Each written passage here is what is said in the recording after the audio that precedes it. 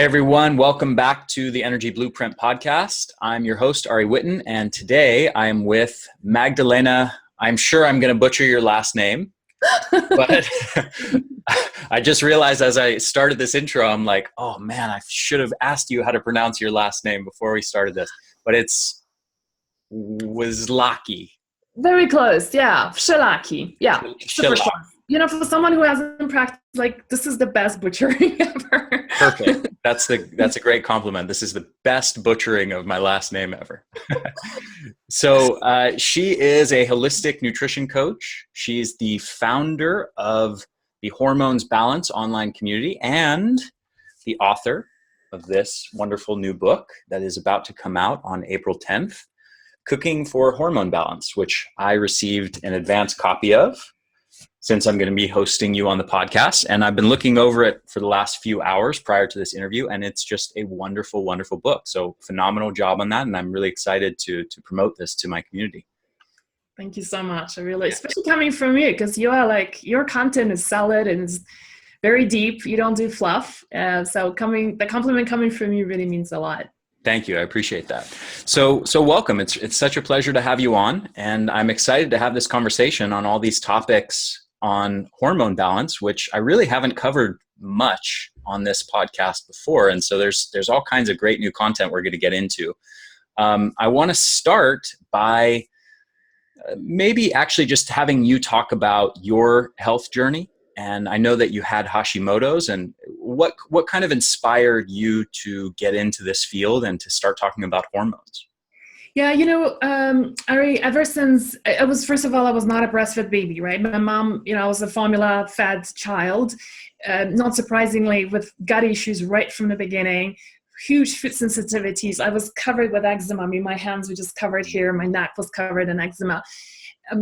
Always bloated, always had a lot of sinus infections as a kid. I don't remember much when I was 5 years old, but I do remember being taken to a hospital for drainage of my ears, right? That's how bad it was. And then later, going to my early 20s, cystic acne all over the place, including my front and back. I never owned a shirt that was with an open back because I was covered in cystic acne, my butt. All of that stemming from food sensitivities. And I remember coming across an article online that said, why is it that children in Papua New Guinea have no zits? And mind you, this is like, this is 20 years ago, right? But this kind of information was absolutely revolutionary. And I thought, wow, really? I got off gluten, half of my zits cleared up. Then I did food sensitivity testing, which was super unusual to do, but I found a way to do it. Discovered that eggs and dairy were my problems. Took them out, my skin cleared out, my headache started going away, PMS regulated itself, I had like always very swollen fingers, I couldn't take my rings off, all of that disappeared. And this was like the introduction to food, like how food can really hugely, help everything. My migraines went away. I mean, it's like, I'm even forgetting all the things that, cleared out. What I didn't do too well is that I didn't really religiously really continue on that path. And then I moved to China with my job. I lived between Hong Kong and Shanghai in a very, very stressful job, super, toxic environment. I mean, what you hear about China back in the 2008, like around the Olympics, that's all true. Mm-hmm. It's incredibly polluted. You had no idea what you were putting into your body. And, in 2008, I was diagnosed with Hashimoto's disease, which is an autoimmune disease, right, attacking your thyroid, so causes hypothyroidism. But along the way, I also had definitely my adrenals were suffering big time. And I had estrogen dominance. So terrible PMS is always still having that water retention on my fingers. Terrible mood swings. A hair loss started, which was probably either thyroid or estrogen issues. So fast forward till today, as a 45-year-old woman, I feel so much better in my body. I mean, in terms of quality of sleep, energy levels, quality of like my skin, I'm wearing a little bit of eye makeup, but like I don't have any skin issues anymore. Just feeling like a really strong, empowered, energetic, mentally clear, because that's one of the things with thyroid, right? You're so, behind a fog all the time, especially when you're in a high-powered job. I used to work in advertising as a strategic planner on Fortune 100 brands. So, it just feels absolutely marvelous. And I attribute that to changing my diet as being the foundation of getting to a point where I am now. And guess what? Not surprising. That's why I'm passionate about this stuff, right? Because if it worked for me, it worked for, a couple of thousands of women I've worked with who have helped themselves to really feel like a woman again and not a monster. Yeah. Then the stuff works. I know it does. Yeah, beautifully said. There's one more point I want to emphasize before we get into some of the meat of this. I want to find it. I'm looking through your book right now. Where's this little section? I've bookmarked the page. So just for context, a lot of the discussion around hormone balance that you hear now often revolves around seemingly scientific kind of cutting edge stuff, just kind of pump people full of hormones, or supplements that are supposed to affect hormones, whether DHEA or pregnenolone or, all kinds of different things that are kind of targeted like that type of thing. And a lot of it's kind of this bioidentical hormone replacement. And certainly there's a place for that. But one of the things that I really love about what you're saying here, and I had a little bit of concern about, but I was very pleasantly surprised, is, you kind of say, there's a place for bioidentical hormone replacement and certain women who maybe have really complex medical issues where they may need some more targeted support. But you say for everyone else, avoid getting caught up in the pill popping and quick fix mentality, replacing one pill, such as medications, with another, such as cocktails of supplements or hormones.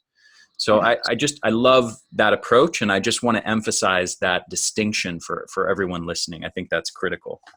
Yeah, thank you. Yeah. So with that in mind, I think a good place to start is estrogen dominance. And this is a very prevalent issue for a lot of people, and not just, as we were talking about before this, and not just women, but also men. So I would love if you could talk a bit about what's going on there, what kind of symptoms it results in, what causes it, and maybe some tips on how to fix it. Absolutely. So I'm glad you asked, about estrogen dominance, because I feel that, this is by no means a scientific data, but it's just from observation of my own community. And, when you do this for a decade, you have a pretty good feel. I feel like 70 to 80% of women I've worked with suffer from estrogen dominance, and majority of them have no idea that that's what it is. They know they have symptoms, but they don't know what causes them. So let's talk about symptoms first. And I would just mention men just to start off with, but I'll be very clear just to say that I do not work with men. So the cookbook has been written for women. However, men will benefit from this approach as well. I promise you're not going to have boobs growing from eating from this book. In fact, it's going to only help to actually reduce them. Well, so, I can actually personally attest to that, because going through your book, I do some of the stuff that you recommend, and I have yet to grow boobs. So I can confirm for my listeners that it's what she says is true. There you go. So in men, estrogen dominance can manifest in things like prostate issues, prostate cancer, as well as actually men boobs, which a lot of men are, not very happy about, and that's what could be causing it. In women, we have a lot more going on. So anything from pretty superficial stuff like, the PMSs with the bloating and the mood swings and the headaches and the bad moods, right? To, where you store fat around your body. Interestingly, in women who are pear-shaped, where there is this stubborn fat around thighs and our hips, right, is in the butt, that can be often due to estrogen dominance. Water retention in the limbs around that time of a period, infertility issues, having spotting in between the cycles, right? Or in your cycle, mid-cycle, missing periods, irregular periods, lack of periods can be due to estrogen dominance. And then more serious stuff, things like nodules on the thyroid cancer. In fact, there's a specific group of cancers that are due to estrogen dominance, and these will be the estrogen receptor positive breast cancer, which is the majority of the cancers that most women experience. Lumps on their boobs, fibrocystic breast, which almost every woman experiences at some point in her life, right? And lives in that constant state of fear going, what do I do with this? Like, do I need to get it scanned? So what's going on, right? Two more that come to mind straight away is endometriosis, which is for a lot of younger women, that's a huge problem, so painful. And what does Western medicine do with it is that we use menopause in these women in order to control it, right? Like, I hope one day we'll come to a point where you realize it's a pretty barbaric way of dealing with with a condition like that. Not to mention fibroids. And again, the solution a lot of time of your OBGYN would be to remove the uterus, right, when you have fibroids. And guess what? It's, and here's an interesting thing about this, right, is that, you remove the fibroids, the uterus, because of the fibroids. You're not addressing the root cause of the problem, which is estrogen dominance. And then 6 months later, 1 year later, women go, well, you know what? Now I have these lumps on my boobs. Like, what's going on, right? And you go and get a diagnosis, and the chances of having estrogen receptor positive breast cancer is very high because you never address the root cause of it. And that's part of the reason why I'm so passionate about estrogen dominance. Especially like with issues like breast cancer, where we go breast cancer awareness month, right? As women, we're aware. We know about this already. Let's talk about solutions. And I feel like not enough is being said about simple things that we can do to help it. So I know your audience is sophisticated. So why don't I dive into like, what does it mean to have estrogen dominance? Like, what's going on in terms of the hormones? Because it's kind of interesting. The estrogen dominance can happen for let's just simplify it to two main reasons. Number one is the way your body breaks down. It's actually not just one estrogen. There's 16 different types of estrogens, but really the three that we really understand and study today. The way our body breaks these estrogens down can be, we call it metabolites. And the metabolites can be either protective and do, a good job, or they can be antagonistic. And the other ones that are causing the growth of the malignant tissue, like, for example, in the case of cancer or thyroid nodules, right? Fibroids.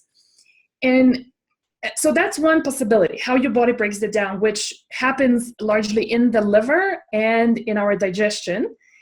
So, we can talk about that, how these bodily systems impact our estrogen metabolism. The other possibility is that you have some level of estrogen, but you have very little progesterone, as compared to estrogen. And so especially we're looking at the relationship between estradiol, which is the more aggressive form of estrogen, to progesterone. And just in case, somebody is running off to look at the labs right now, you've got to look at from either, my preferred version would be using urine, saliva somewhat accurate, and then blood is completely useless when it comes to steroid hormones. So don't look at that as a way of getting, diagnosed. So looking at just at the symptoms alone. So that's what happens at the back end with, by chemistry-wise, chemically what was going on. Now, what's interesting about estrogen dominance is that, it's one of my favorite things to talk about because there's so many things that we can do to reverse it. And one of the biggest confusions around estrogen dominance is that, let me just tell you first that my favorite food when it comes to estrogen dominance is flaxseed, right? And so when you look it up, flaxseed is actually called a phytoestrogen, right? It contains high amounts of phytoestrogen, which is naturally occurring estrogen. It's still very, it's not as super aggressive. It's not like the same as you would be doing estrogen creams and patches, but it will raise your estrogen levels. And so people go, why on earth would you be recommending estrogenic food when I'm already estrogen dominant?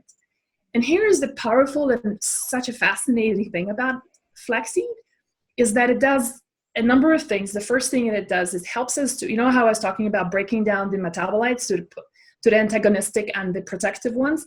Flaxseed actually helps to skew it towards the protective side. That's the first thing that happens.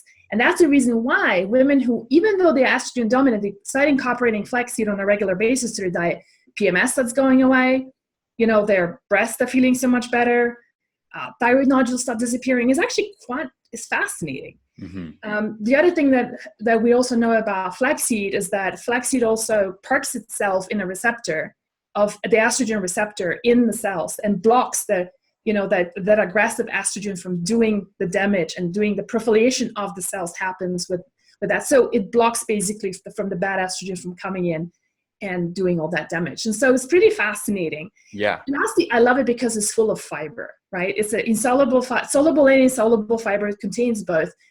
And one of the big things about having a really good hormonal balance in women, especially, you've got to have a really good bowel movement.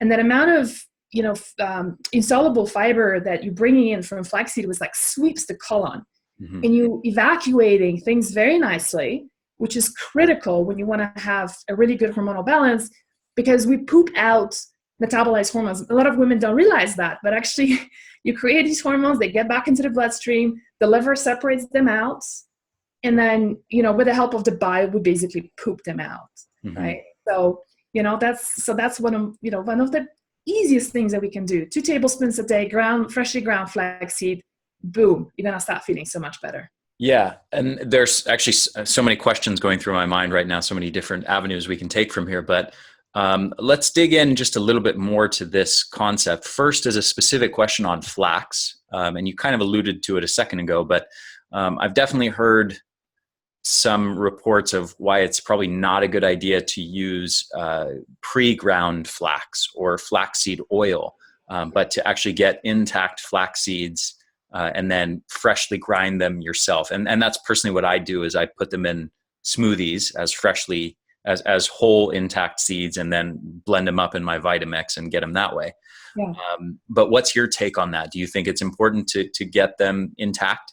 Yeah, that's a really important question. It's a very practical question, right? And you're super pragmatic that way too, right? So like, we want to have the theory, but also the practical side of things.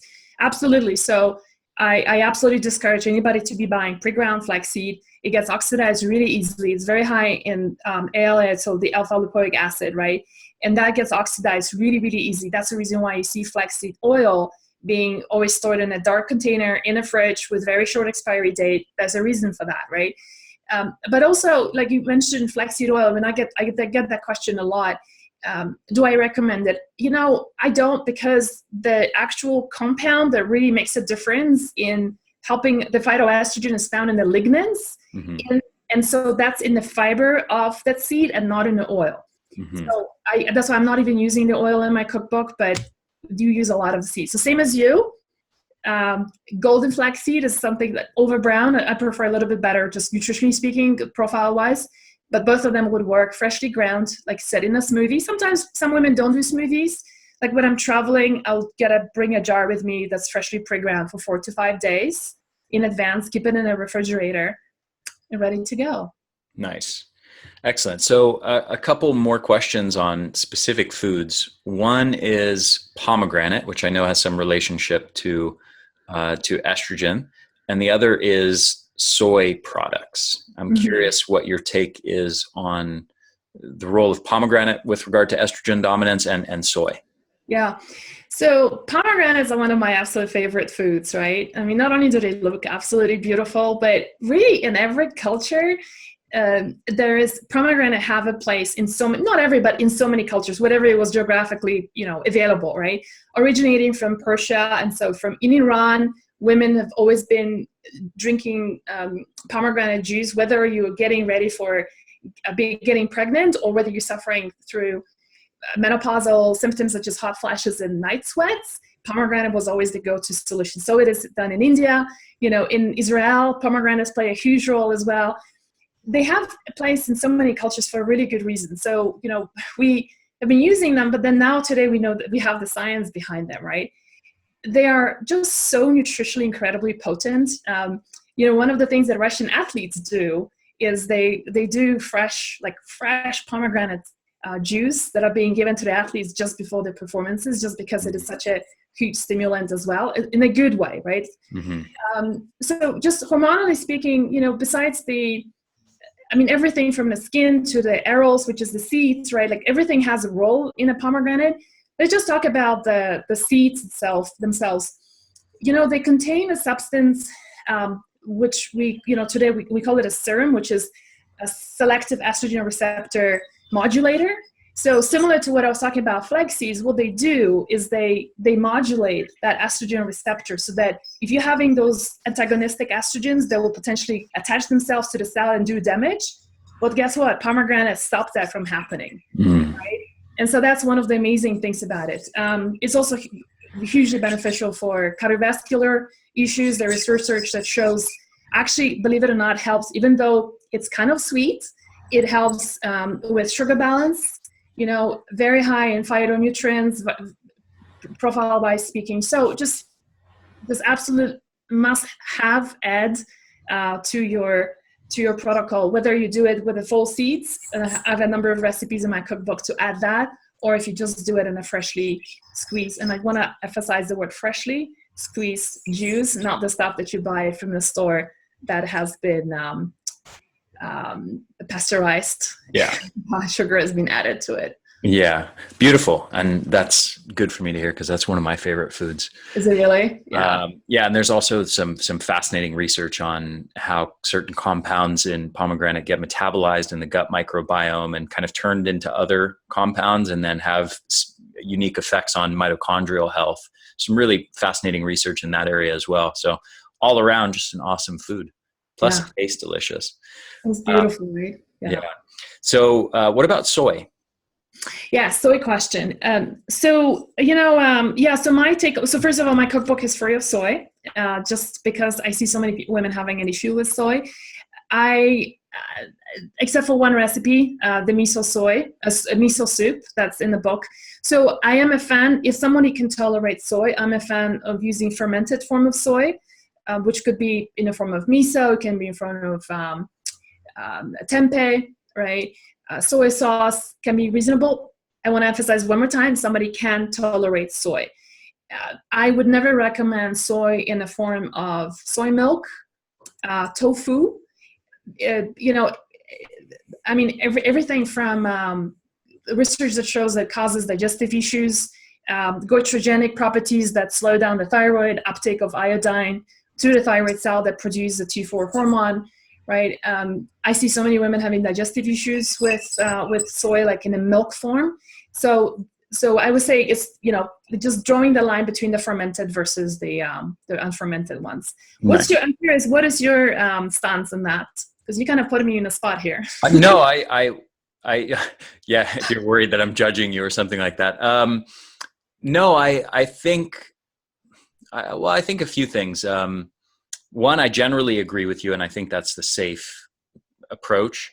I also think that too much unfermented soy products, in my experience, can create harm. Speaking purely about the evidence, some of the claims I think that are out there, some of the really strong demonization of soy products appears to be largely unwarranted based on some of the big reviews. I know our mutual friend Alan Christensen did kind of a big review on that recently. But I definitely have also heard a lot of anecdotes that don't necessarily fit with that research and line up more with your recommendations. So I think I think it's reasonable to have a kind of mixed positions on that subject. And I think you can kind of argue a few different points. I think what's hard to argue is for this like super strong demonization of soy products, that they're all terrible for you in all circumstances. And soy is this kind of like, everyone needs to avoid soy. Yeah. And I used to be one of the people promoting that, but upon further kind of analysis of the evidence, I realized maybe some of the vegan diet gurus who emphasize soy as being good for you, like maybe there's some legitimacy to that too. So have you been a vegan before? I've dabbled in it. Yeah. Okay. Believe me, I'm a very extreme person, so I've dabbled in pretty much everything from veganism to like near complete carnivory. So, I in my younger years, I got suckered into a lot of very extreme, like every type of the most extreme diets imaginable. And not to imply that veganism is necessarily that, but certain variants of veganism, fruitarianism, I would classify as that. Carnivory, meat-based diets, which seem to now be growing in popularity. Yeah. I mean, there was a time where I was eating like meat and chugging cream and stuff like that. So, I've done a lot of stupid stuff. Let's just put it that way. One of the things is, I think it's a really important point you mentioned about demonization of food. One of the things that I really want to leave our readers with when it comes to, in my book, is the idea that really tune into your body to figure out what works for you, what doesn't. We can talk about, for example, sauerkraut being amazing and it's fermented food and right? But, if somebody has a histamine issue, right? If somebody's having a problem with processing sulfur because they have a mutation for that, like I do, for example, right? it's then this food becomes so unsavory, right? And it causes so much of health damage for us. And I'm not saying you should be avoiding that food forever, but you're going to heal up your gut and lower the inflammation, all that, to be able to tolerate it. But the point is that some foods can also be highly detrimental. So not every food in this book that you find here is going to work for you. I mean, I'm using cashews sometimes. If somebody's got problems with cashews and nuts, then that's going to be the end of it, right? So I think that's part of the things that, that's the first part of the book, really helps to navigate and figure out, to really tune into your bodies. And no health guru is going to tell you what's right for you. It's your body, and your own intuition and intelligence will help you figure out, I feel amazing on these foods, but these ones, not yet, not now. Yeah, absolutely. And with that in mind, I think that's a nice segue into the topic of food intolerances and the role of food intolerances in the context of hormonal balance. Because I know you devote quite a bit of time to that in your book. Can you talk about that relationship a bit? How does something that someone is intolerant to relate to their hormones? Absolutely. So who would have thought, right? Like, I've got a problem with eggs. Like, how does it impact my hormones? Well, actually it does. So let me just step back for a second, just mention that a large part of my approach is based on what I call a three-legged stool, which means that if you want to sit comfortably on a three-legged stool, all the three legs need to be fairly stable and of the same length. And this applies the same way to our three bodily systems, which is your digestion, blood sugar levels, and liver health, that will directly impact how the hormones express. And so, it's like you asked about food sensitivities, and doing the elimination diet is that's a very first step in regaining your hormonal balance. And the interesting thing about this, Ari, is that, a lot of times women chase after this, like, I've got hot flashes, right? Like, what's the one herb that can I do maca? What about black cohosh? I'm going to add this, add that, right? And it kind of works maybe sometimes for like a while. It might work for a couple of months, and then it stops. It might work somewhat, and it doesn't. And the reason a lot of times that happens because you're not addressing the underlying cause of the problem, that the inflammation that's being created in the body, which largely can come from food sensitivities. So the book is based on the idea of doing the elimination diet to lower the inflammation. When you lower the inflammation, the body responds to your hormones. Your glands are able to produce the hormones so much better. Your liver is so much better equipped to being able to detoxify us from the utilized hormones and break them down properly. So the elimination diet really creates this sort of an anti-inflammatory response in the body. It stops creating the stress. Every time somebody's going through, when you're experiencing things like bloating, constipation, acid reflux, gas, right? Constipation, loose stool. These are digestive distress. This digestive distress actually creates a hormonal response in our adrenals. The cortisol actually goes up when you're constantly having digestive drama going on. Doing the elimination diet completely brings it down. The other thing about digestion that I absolutely love, and this is new research, and I'm so following this, kind of want to see what's going on. We know today now that there is a subset of bacteria in the gut called the estrobolome, which is responsible for helping us to break down estrogens. So who would have thought, right, Ari, that just by maintaining a good microbiome, a good bacteria in the gut, can help you with like reducing your breast lumps and reduce your thyroid nodules, and maybe even reverse your breast cancer because you're taking care of your gut. I mean, it's a pretty fascinating stuff, but we know today that is happening, and there's more research being done on that. So when you do the elimination diet, you're supporting your microbiome in reviving itself and regaining the balance between the good bacteria, the bad bacteria, lowering down the yeast. If you're having too much yeast, right, you're just reducing all of that. So that's one of the simplest things that you can do to support your hormonal balance. Yeah, fascinating. So this three-legged stool, the gut, the liver, and sugar balance.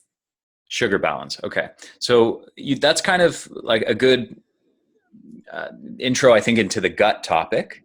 Let's dig a little bit deeper into that. You talk about elimination diets and various kinds, like anti-candida diet, low FODMAP diet, autoimmune paleo, and stuff like that. I want to ask you, because I've talked to a number of people that have gone on elimination diets and then experienced improvements, and then kind of some people kind of feel like, okay, I'm forever supposed to be on this restrictive diet, and they never reintroduce foods. They get kind of locked into this very restrictive diet, and then it ends up being counterproductive for them in the long term.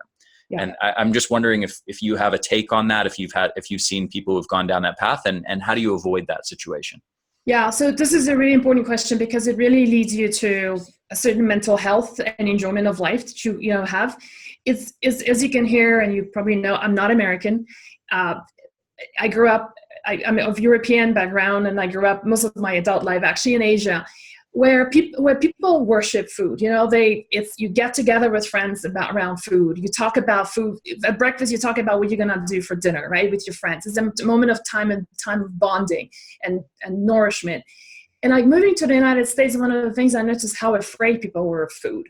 Food was talking from perspective of limitation and calculation and micromanagement rather than the true enjoyment. That was a huge shift for me. And, and I wanted to mention that because what you're talking about leads to this kind of fear and obsession about food when we embark on these kind of elimination diets. So first of all, thank you for asking that question. And the elimination diet, my approach is only a temporary approach where you want to bring the inflammation down in the body, start keeping a journal, and all of that is in the book, keeping a journal. And I'm teaching you there, like how to spot those things, to figure out really what is your trigger. The idea is that when you remove these inflammatory foods, the gut, and bring in foods that help you to rebalance your microbiome, but also heal the digestion, a lot of times you will be able to bring these foods back in.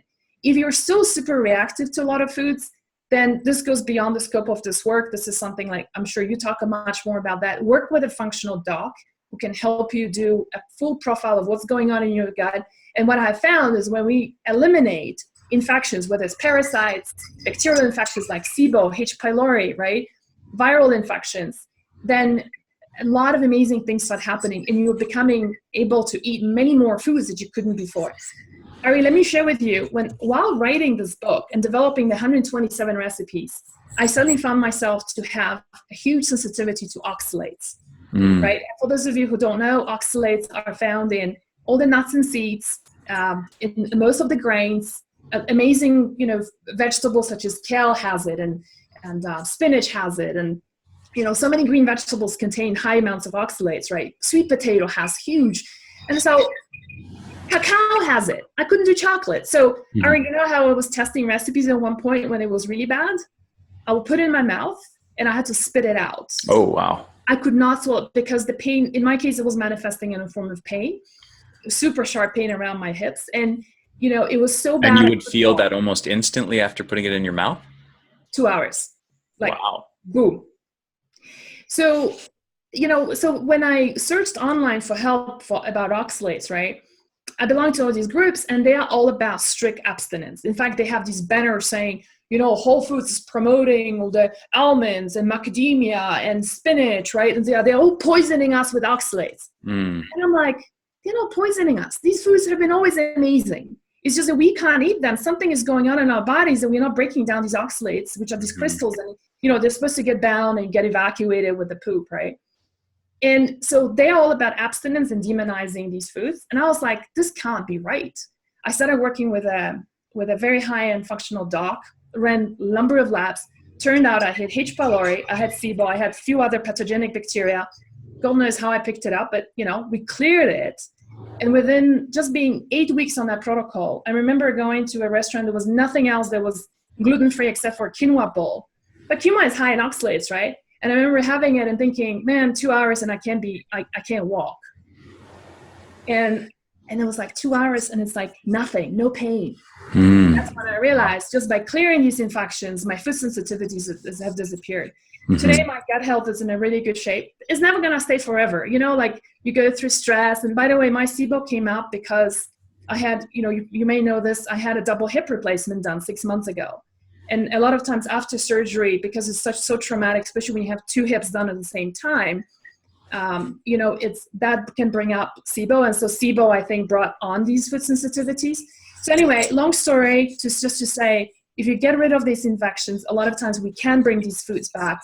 And I do believe that, maybe because the way dairy and gluten have been modified today, Not everybody's going to be able to bring them back on. Your body's going to tell you. But a lot of these beautiful foods, like, for example, eggs or, nuts or seeds or things that people are so fearful of today, you should be able to eat them in moderation with a really good cycling. So you don't eat almonds every day, but you cycle them with other nuts and seeds, and then you get your life back and you just love food then and not be afraid of it. Yeah, beautifully said. And, in this, also, I think in this context of becoming fearful of food, one of the things that can result from that is stress, and stress itself can create hormone imbalances. And I know you talk about that a bit in your book, but can you talk how stress itself can contribute to some of these hormonal problems as well? Yeah, let me just talk about one, because that's like all women have this issue. So when we are stressed out, there is a phenomenon called the pregnenolone steal that can happen. So imagine, so pregnenolone is like the mother hormone, of which a number of different hormones are created, including cortisol and, guess what, progesterone. So the body has to make a decision. There's literally a pathway then breaks down pregnenolone. Certain amount goes towards cortisol, certain amount goes towards progesterone. Now, when you're stressed out, and like you said, it's either because you're super fearful of food, it's because you've got stuff going on in your life, it's because you're over-exercising, you're obsessing about things, you're having a really bad relationship with yourself, there's trauma from the past, whatever is your trigger, right? The point is that, or you have digestive issues. The point is that the body then transfers much more pregnenolone towards cortisol in order for you to function and get you through that stress versus progesterone. So what does that mean when you're low on progesterone? Progesterone is, as the word implies, progestation, right? It's a pro-procreation hormone. So the body goes, I would rather have her get through this crisis. She doesn't have to be pregnant. It doesn't matter. Good sleep, that's not important right now. She has to go through the stress. So the body gets depleted of progesterone, which basically then translates to things like you can't sleep, you get anxiety attacks, you can't get pregnant, you get maybe irregular periods, you get super painful PMSs. Even women with night sweats and hot flashes can be due to low progesterone. So so this is one of the examples. There is a few other. we could talk about this forever. Yeah, absolutely. You can just remember that it just robs you of progesterone. Yeah, beautiful. So one of the other parts of the three-legged stool is liver health. Mm-hmm. Let's talk a bit about that and what impacts on one's liver health and how that in turn affects hormonal balance. Right. So, when I was diagnosed with estrogen dominance several years ago, and it was like 7 years ago, when my hair was falling out, my thyroid was good at that point, but I was beginning to lose a lot of hair. And it's like, what's going on? And I wasn't stressed out. And so I was finally diagnosed with estrogen dominance. And so before I talk about solutions, let me just say that there is a genetic predisposition you may have towards being a really bad estrogen metabolizer. And so if you have the MTHFR mutation, if you have something called the COMT mutation, right? And our good friend Ben Lynch has done a beautiful book on that just really explains what's going on when you're a slow COMT metabolizer. And and I have all these mutations, double mutations, so double whammies in every aspect. So I'm like such a mutated woman. But guess what? So when I went to see my functional doc, one of the first things she asked me when she looked at my 23andMe and all the interpreting reports, she said, "Have you ever had breast cancer?" I said, "Well, that's a big question. That's a pretty loaded question, right?" And she says, "Yeah, because genetically, you're just a perfect candidate for that."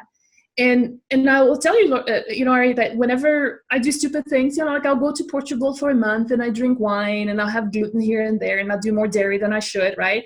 And I party maybe a little bit longer because it's December and I'm there with my really good friends I haven't seen for 20 years. Then, I come back and it's like, my boobs are lumpy, my PMS is from hell, Wow, you versus notice somebody else. just within a few weeks of changing your diet and habits. Wow. Totally. Yeah. But then, I know what to do, right? And that's the protocol that what I wrote about in the book. I know what to do to manage that and completely, my boob lumps will go away literally within 2 weeks when I apply the protocol, right? So there is a genetic predisposition, but like I said, you can completely and absolutely control it with the right nutrients and food. So, about your question about liver. So one of the fascinating things when it comes to estrogen dominance is the health of your liver. And so guess what? So there are 7 different pathways in the liver.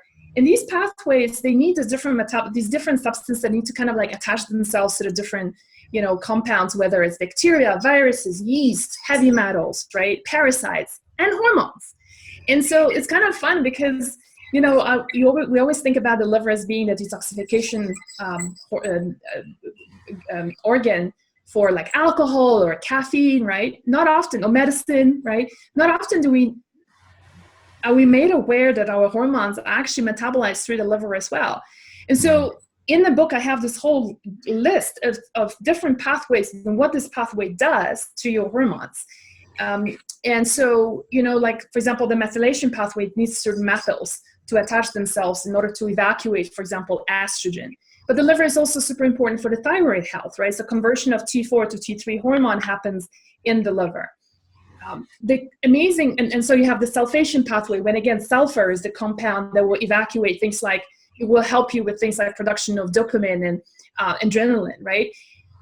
Fascinating stuff, and yet we don't really think of it as an organ that helps us rebalance our hormones. Mm-hmm. The cool thing is there's so many beautiful things that we can do with our food to support the liver. The elimination diet is the first great starting point, because you stop putting junk into your body or inflammatory foods is going to make the livers work so much easier. But then there's also, if you want, we can talk about it. Like, I'm curious, actually, what are your favorite foods to support the liver? See if I have it in my book. You definitely have a lot of them. You talk about citrus peels, I think is a cool one. Cruciferous veggies, sprouts. I love broccoli sprouts. I'm a huge advocate of broccoli sprouts. What else? Yeah, those are the ones that come to mind. Yeah. For liver health, for sure. Yeah. So let's see if I can find it like right off the bat of so one of the big ones. So all of them, like you mentioned, plus also I love using dandelion leaves. Mm-hmm. One of the recipes I want to show you it's a recipe I've learned in Tuscany, and it uses dandelion leaves, arugula leaves, right? And then it's got orange juice, orange zest, and walnuts is an option if you can tolerate nuts. And the beautiful thing about dandelion is that anything bitter stimulates liver bile production, and the bile then do like the little flushing through the liver. Mm-hmm. And so that's one of the amazing things. And it's interesting because bitter is something that in our Western culture we have kind of lost the thing for it. Everything is moved towards salty and sweet, and not oftentimes we appreciate bitters. But bitters are actually really, that's why you do like the French apéritif, right? That little aperitif, the little drink you have before a meal. It's always very bitter. It's sweet, mm-hmm. but it's also bitter, and it's there to stimulate your bile production, also your stomach acid production, to kind of prep up the body for receiving the beautiful food, and then just like really chomp it down and get the most out of it, right? Yeah, beautiful. So basically it's metabolizing a lot of these hormones, and then it's affecting balance of a lot of different things. Estrogen dominance is a big one. Yes. I'm just realizing now there are 2 other things related to estrogen. One of them I know is mentioned in your book, and one other one I wanted to ask you about. Caffeine. I know you have a take on caffeine, and that has some relationship to estrogen dominance. What is that relationship? So you do realize you're going to make me incredibly unpopular on your podcast right now, right? Well, I don't know if you know, but I've actually talked quite a bit about kind of pros and cons of the research around coffee and caffeine. So right. My audience should be prepped for it. All right. Okay, good. So, and I was teasing, but so, coffee and caffeine, I mean, one of the most addictive substances, right? That's legalized in the world. And so telling somebody, you shouldn't be having it might be a tough one. So let's just first of all say that some people really respond really well by taking coffee out, and that can be like the last thing that they might need to do in order to feel better. And there's others that coffee actually makes them feel wonderful. That's the reason why you have studies on both, and see people responding both ways. So I don't have anything that's, so I don't have any coffee recipes in my cookbook. I'm a little bit against coffee per se. Caffeine, different story. You know, I have some matcha recipes in the book. So matcha is caffeinated, right? But let's talk about specifically about coffee. You know, a couple of things. One is the fact that it has to get metabolized in the liver, right? And it's a pretty big hitter on the liver. And it happens to be in the same pathways where estrogen is metabolized. So the body only it's a little bit like a sieve, right? The liver is like a sieve. And there's only so much of, you know, stuff that it can get processed, that after that it starts overflowing. And the body kind of prioritizes things. And, you know, in the sense that you will always prioritize things like the heavy metals or parasites or bacteria because you really want to get rid of that. But then other things like the hormones and then caffeine kind of, you know, get sideways if the liver is not able to process things. And so this is why I see coffee having an impact. I see a lot of women having a huge improvement in hot flashes. And this is not, you know, I'm not pushing any agenda. I'm just sharing with you what I see working. You're part of the anti-coffee agenda, aren't you? I'm not. You make you make millions of dollars every year based on people avoiding coffee, don't you? Oh, you're funny. Dave Asprey's gonna hate me for that, but so it's the liver. So you know, I see women just regaining their health in terms of hot flashes going away. And this is women who have like eliminated gluten, cut out dairy, are very good with sugar. They don't overdo sugar, you know, who've been doing their maca and black kahash thing, and they're still like waking up in a pool of sweat, right? Mm-hmm. Cut out that coffee and see if that works for you. That's all I say, right? Yeah. It might be the last thing that you haven't tried yet. Yeah. This is such a weird area. I think a really unique area in the science because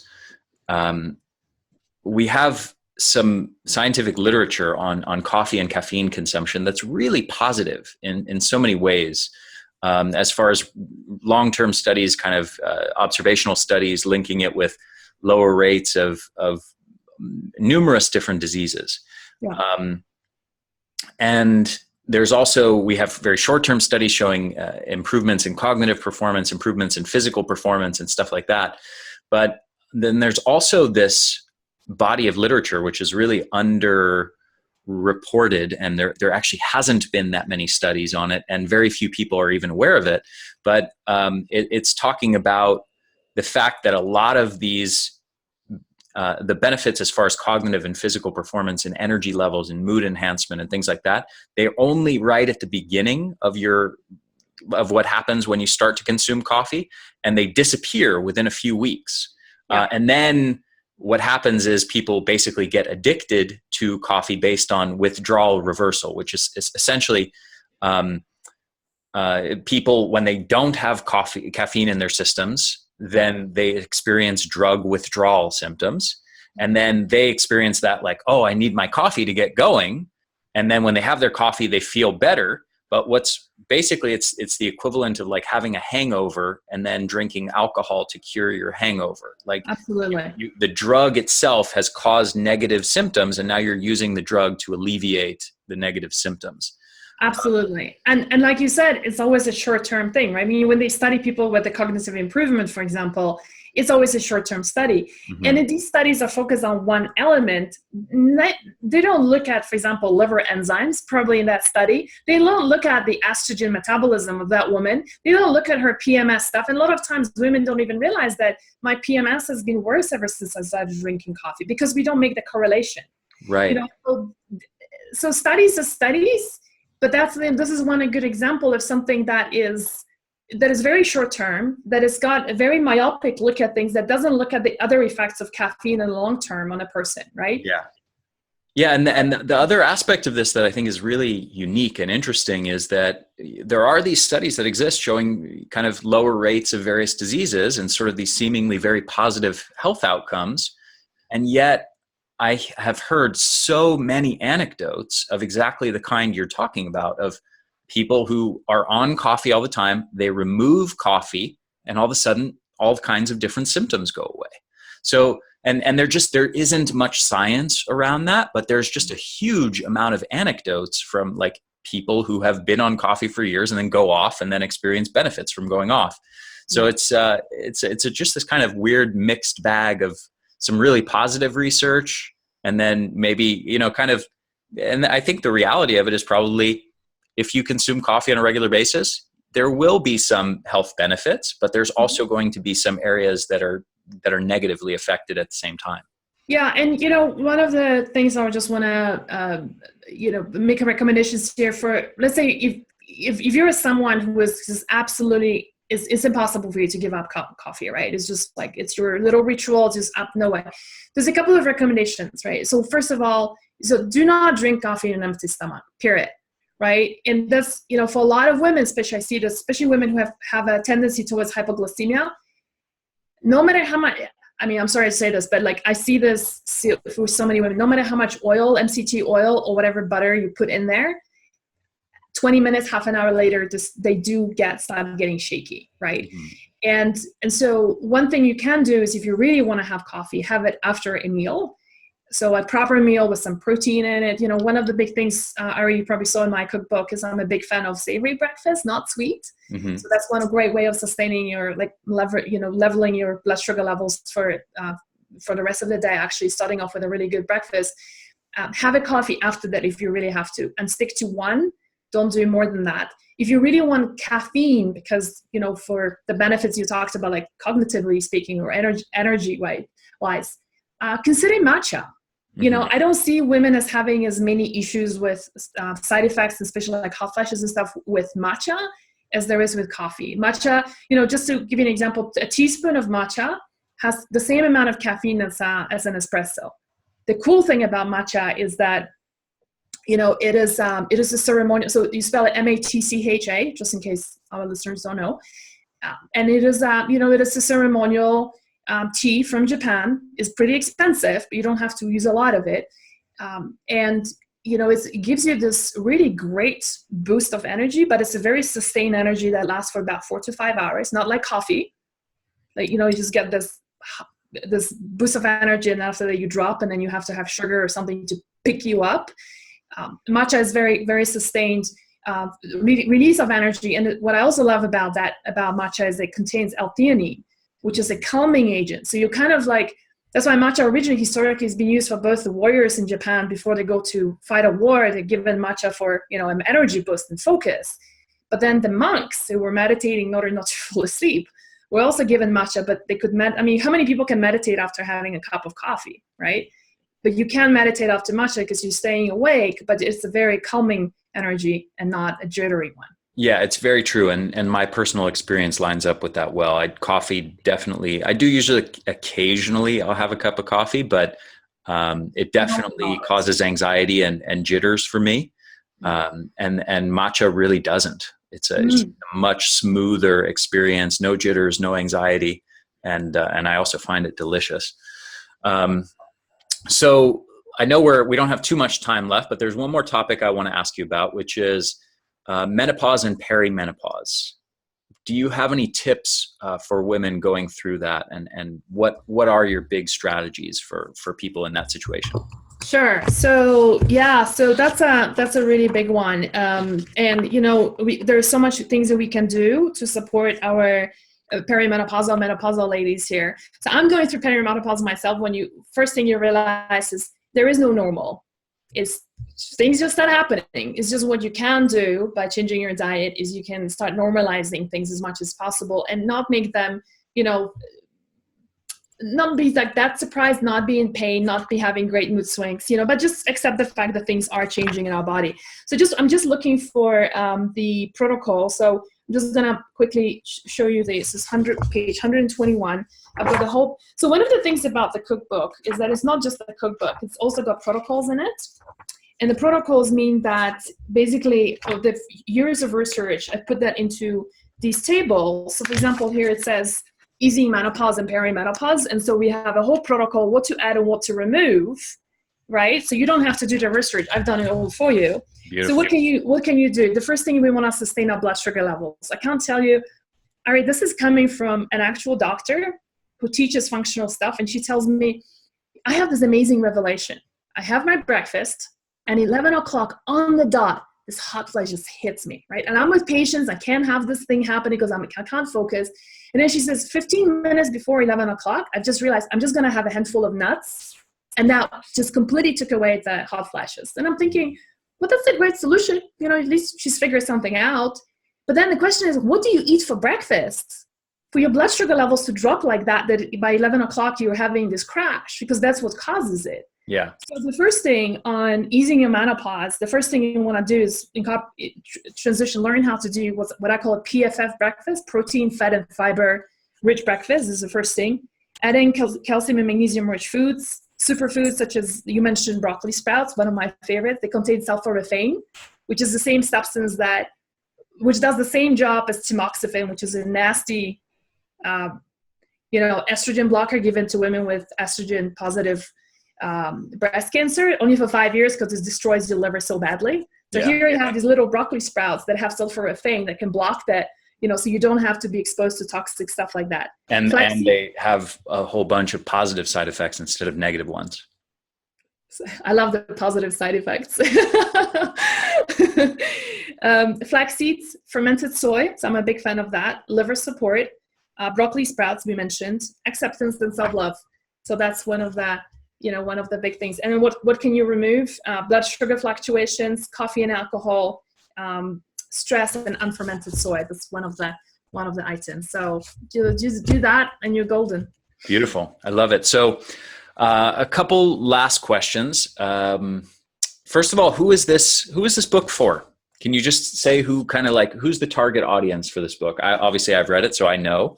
I know I'm not really your target audience at all, but I have to say that I really enjoyed it. And even though it's not necessarily it's not written for men, I think men can actually still get a lot from this. Yeah. But who is this written for? It's written for women who are going through issues with thyroid, Hashimoto's, Graves' disease. So actually any women with autoimmunity will benefit from that book. Estrogen dominance that we talked about, perimenopause, menopause, also women who need some support for the adrenals. So those are the main targets. And beautiful, like you mentioned about men, I have an online program that this book was inspired by. This was my testing grounds, right? And I cannot tell you how many women have reported getting on, eating this way, right? And then getting their husbands on it because you just share meals. And, their testosterone coming back now and again, their sex life improving, the guy losing 20 pounds that he couldn't kick off for the past 2 years, just really beautiful.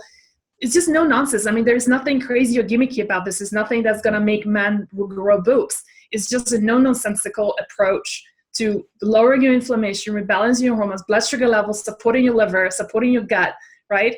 Which man wouldn't benefit from that? Yes, absolutely. So I want to, like I said at the beginning of this podcast, I've actually gone through this and I highly, highly recommend everybody to go out and grab a copy of this. It comes out on April 10th. And then last thing is I know you have a gift for my community, which is the seed rotation guide. Can you just kind of tell briefly about what that is? And then I'll put a link to it on the show notes page for this, which will be theenergyblueprint.com, cooking for hormone balance. And that'll be, sorry for everyone, theenergyblueprint.com/cooking. And then each word has a hyphen between it, cooking -for -hormone -balance. So the seed rotation guide, what's that all about? The seed rotation is a method that a naturopath told me many years ago when she first told me about it. And she's like, this is really going to help women with problems with PMS to menopause. Everyone's going to benefit from it. And I thought, what? Seeds?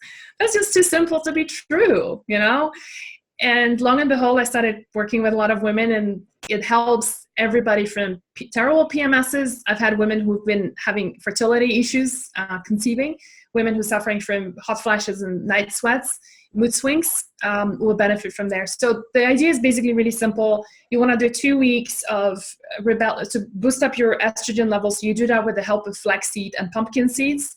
And then after 2 weeks, you switch over to sesame seeds and sunflower seeds, which are high in vitamin A and E and zinc. And that helps you with progesterone. It naturally creates gives you the nutrients for your body to produce on progesterone. So it's basically a 2-week cycling. That's why it's called seed rotation. Menstruating women will do it from day 1 of their periods to the middle. And the guide just explains all of that. And when you're in menopause, you can start at any time. I like to start with the moon.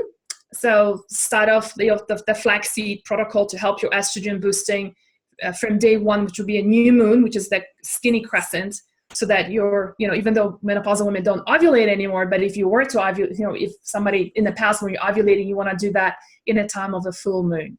So simple thing like that, 2 tablespoons of freshly ground seeds a day, added to your smoothies, salads, soups, however you like, even a glass of water.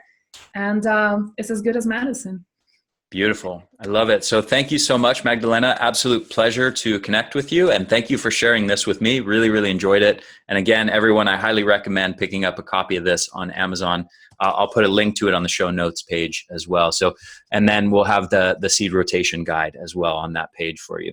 Magdalena, really a pleasure. Thank you so much for sharing your wisdom with my audience. I really appreciate your time.